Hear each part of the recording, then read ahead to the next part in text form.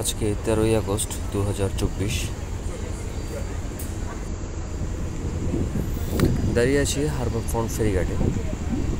যারা সিঙ্গাপুরে থাকেন, সিঙ্গাপুর থেকে ইন্দোনেশিয়া যাওয়ার প্ল্যান করছেন, তাদের জন্য বর্তমান অবস্থার পরিপ্রেক্ষিতে কিছু তথ্য শেয়ার করার চেষ্টা করছি।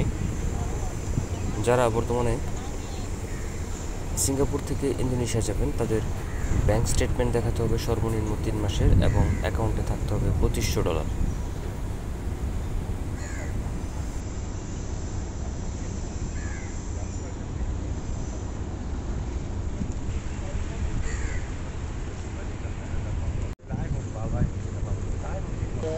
অল টাইম নেট অন থাকবো।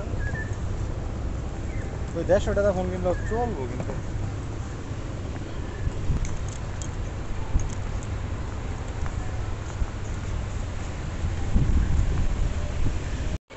এই যে অনেক ফেরি দাঁড়িয়ে আছে যে বাতাম যাওয়ার উদ্দেশ্যে। এই ফেরিগুলো সবই বাতাম যাবে। হারবার বে আর এখন দাঁড়িয়ে আছি ডিপার্চার অ্যান্ড অ্যারাইভাল যে স্টেশনটা, সেখানে